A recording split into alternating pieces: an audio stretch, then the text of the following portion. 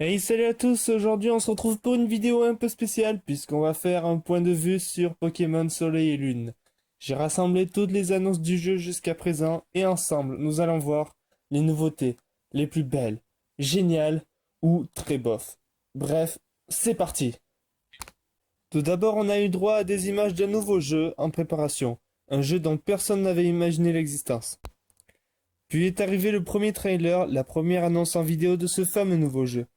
On nous dit qu'une toute nouvelle aventure va commencer, Pokémon Soleil et Pokémon Lune. On aperçoit alors de nouveaux personnages, de nouveaux décors, mais surtout les starters de la nouvelle région qui semblent être inspirés du cirque. Tout d'abord, on a droit à Brandyboo, un hibou assez choupi de type plante vol qui peut utiliser feuillage, une nouvelle attaque du jeu. Ensuite, on a Flamio de type feu qui peut utiliser flamèche, un peu logique. Et Et pour finir, Otaken de type eau qui utilise pistolet à eau avec un air de clown assez rigolo. On passe au légendaire avec Solgaleo, un lion de type acier psy inspiré du rocher du lion à Hawaï. Il possède Métallogarde, ce qui lui empêche de baisser ses stats par l'adversaire. Et possède une puissante attaque choc météore, son attaque signature. Je vous laisse voir.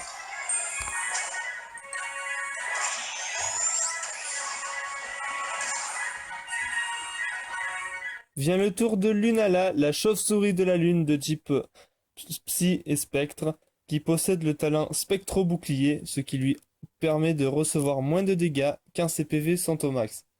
Et possède l'attaque Rayon Spectral, ce qui lui va très bien comme attaque signature. Regardez. La région est bel et bien inspirée d'Hawaï et de ses îles et a pour nom la région d'Alola. La personnalisation de l'avatar du joueur est revenue. Le professeur de la région s'appelle Euphorbe et aura une assistante nommée Lily. Et notre meilleur ami sera notre rival qui s'appelle Tilly. Et belle nouveauté, un Motisma sera dans notre Pokédex pour nous guider dans l'aventure.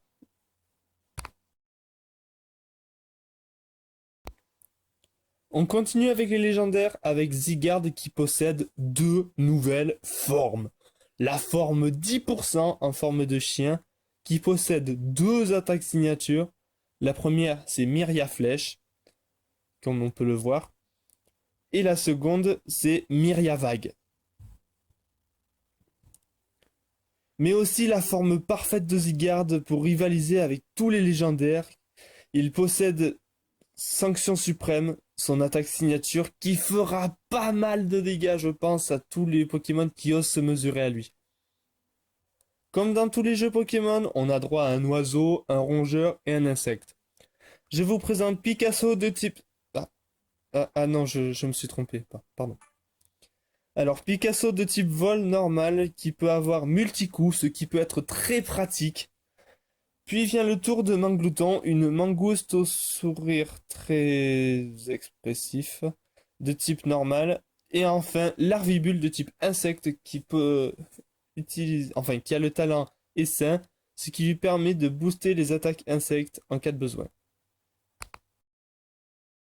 Et voilà le Pokémon fabuleux de ces jeux, Magerna, de type acier fée, et possède le talent Animaker, ce qui lui permet d'augmenter son attaque spéciale si un partenaire lors d'un combat tombe KO. Et il possède sa propre attaque signature, Canon Floral, qui fera très mal vu qu'elle est de type fée. Pour ceux qui ne l'avaient pas remarqué, le dresseur est derrière les Pokémon lors du combat. On nous annonce également qu'un nouveau format de combat sera disponible, la bataille royale. C'est une bataille qui oppose 4 dresseurs à se combattre face à face avec un ou plusieurs Pokémon.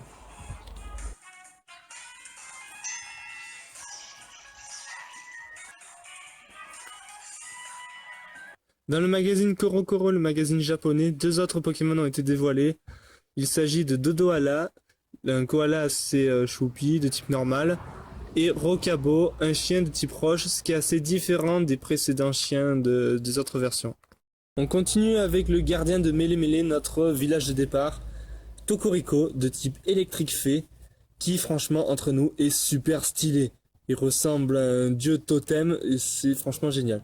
Il possède le talent Créalex qui lui permet d'invoquer l'électricité en plein milieu du combat. et possède une toute nouvelle attaque Ire de la nature qui fera pas mal de dégâts sur ses adversaires. On continue avec la famille de Larvibule qui évoluera en Chrysapile de type insecte électrique avec le talent batterie et Lucanon de type insecte électrique lui aussi mais qui possède le talent lévitation. Chrysapile ressemble à un adaptateur de prise. Quant à Lucanon, il est plutôt stylé je trouve, même s'il a l'air un peu... Non, il est puissant. On continue avec Dryel, le dragon de type normal, dragon, qui semble être inspiré de Nessie, le monstre du Loch Ness, qui peut avoir herbivore et dracolaire.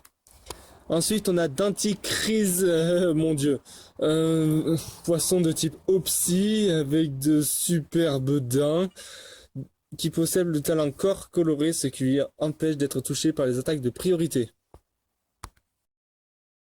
Puis vient le tour de Bondibou, une petite mouche de type insecte fée, qui possède le talent cherche-miel et écrin poudre.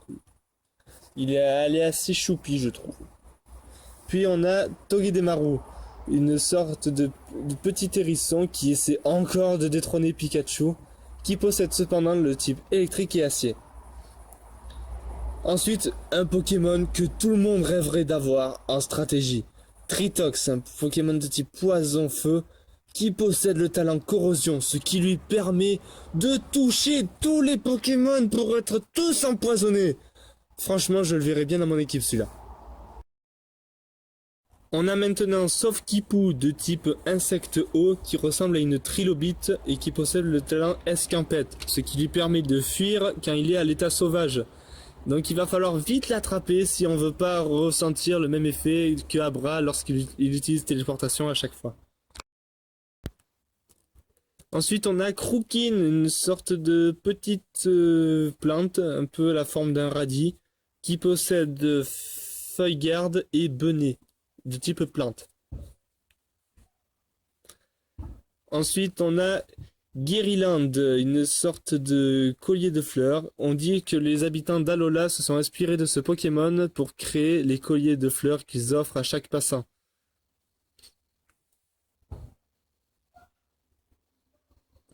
On a maintenant Bourrinos, un autre cheval, enfin, de type sol, qui possède tempo perso et endurance. Endurance lui permet d'augmenter sa défense lorsqu'il est touché par une attaque physique.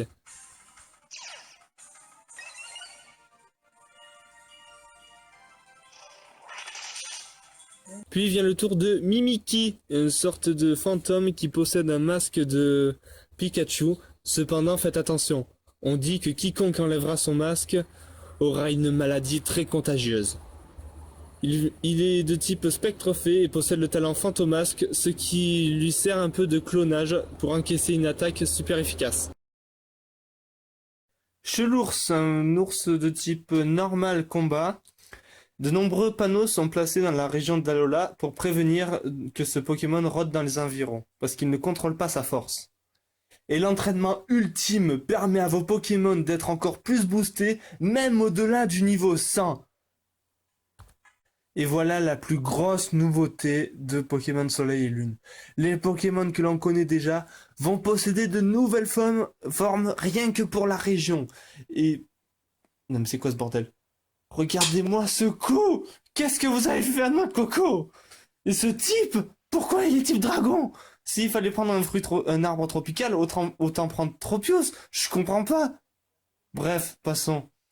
Donc il perd le type Psy pour obtenir le type dragon. Ce qui est chelou. Par contre, Goupix et Fenard que l'on connaît déjà vont maintenant se refroidir pour être de type glace et fée. Ils vont conquérir les montagnes d'Alola. Et la légende raconte que seuls les Fenards d'Alola peuvent conquérir les montagnes sacrées. Sablette et Sablereau ont eux aussi droit au type glace en plus du type acier. Ils perdent leur connaissance du désert pour s'installer dans la neige. Et ont développé le type acier spécialement pour se protéger contre les prédateurs. Vous voulez des Pokémon? En voici, en voilà. Maintenant, voici Plumeline, un oiseau qui change de type et de forme en fonction de l'île où il se trouve. On a aussi le Flamenco, Pom-Pom, Homme-Homme et Bouillot. Chacun possède un type différent, Feu-Vol, Électrique-Vol, Psy-Vol et Spectre-Vol. Ainsi, ils peuvent multiplier les stratégies et les pouvoirs.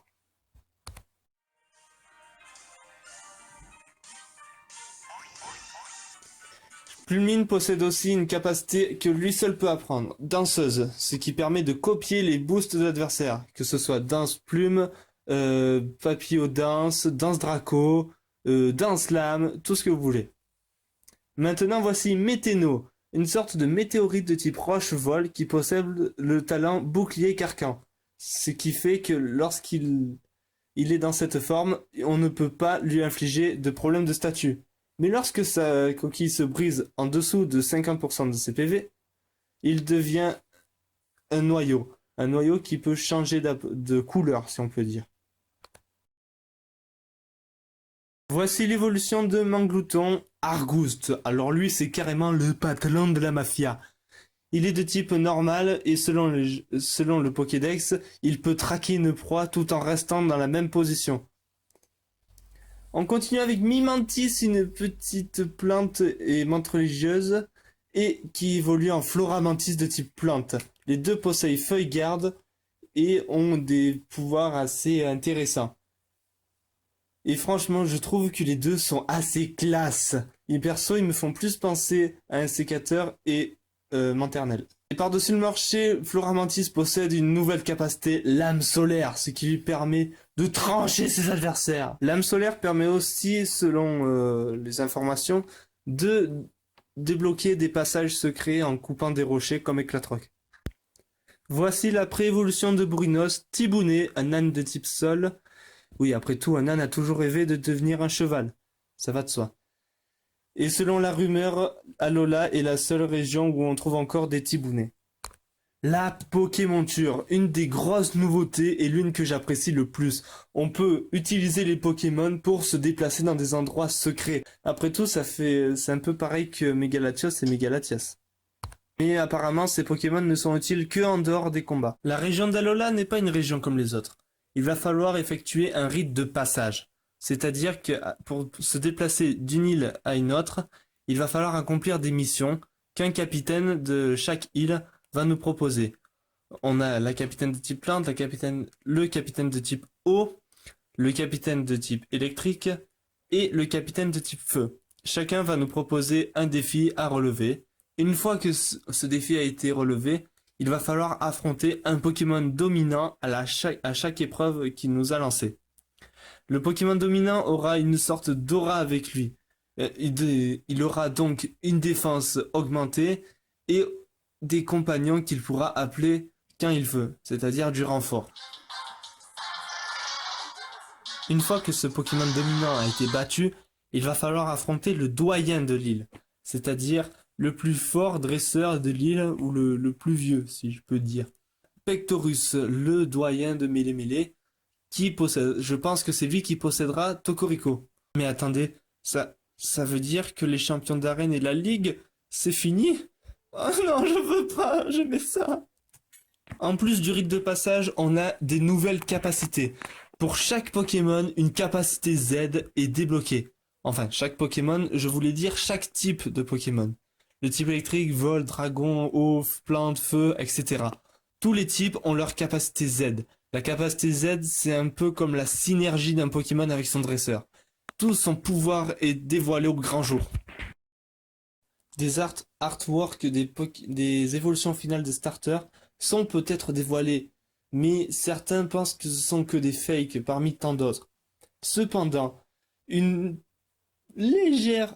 un tout petit détail va faire que ces évolutions seront peut-être les vraies.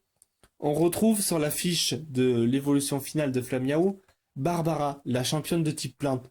Alors peut-être que ces évolutions, c'est sûr à 80% à peu près, que ces Pokémon sont les évolutions finales des starters. On aura donc la forme finale de Brindibou, la forme finale de Flamiaou et la forme finale de Otakin. Selon moi, Brindibou, je le rajouterai bien dans mon équipe de ninja. De nouveaux Pokémon ont été dévoilés. On a Froussardine, un tout petit poisson de type eau, c'est le deuxième plus petit Pokémon du monde. qui possède le talent Ban.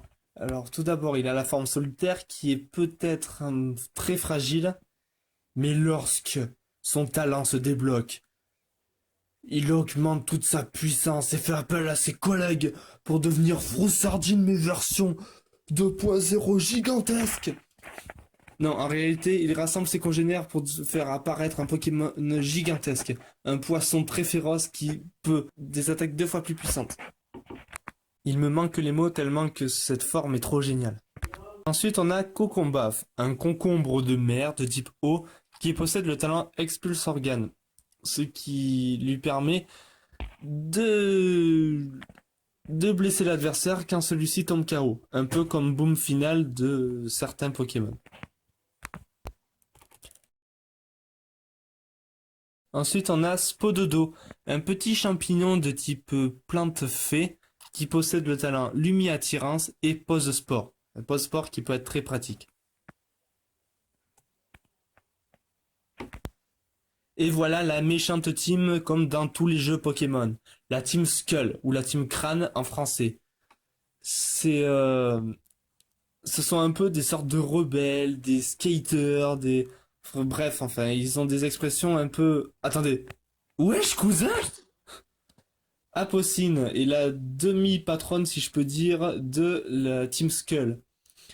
Et le boss, c'est Guzma, le boss de la Team Skull, qui apparemment a des liens avec le professeur Euphorbe et voulait devenir capitaine.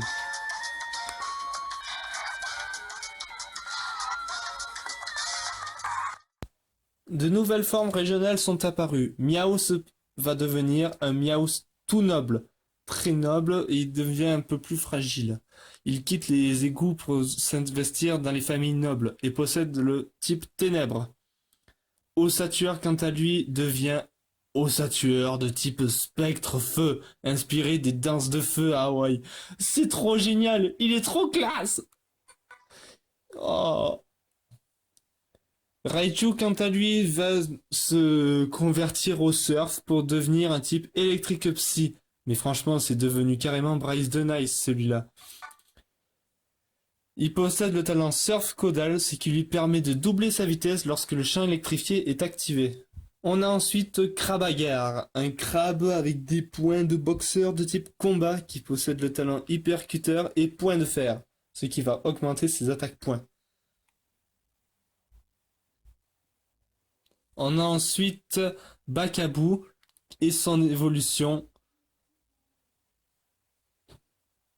très passable. Tous les deux de type Spectre Sol qui possèdent tous les deux le talent Sable Humide, ce qui leur permettra de doubler leur défense lorsqu'ils sont touchés par une attaque eau.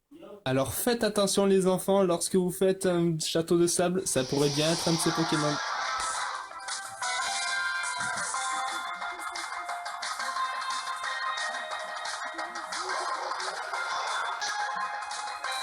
Voici la préévolution de Chelours, ce nounourson, qui est assez mignon, je trouve, de type normal combat, qui possède les talents boule de poil et maladresse comme ça. Attendez, c'est quoi cette chose?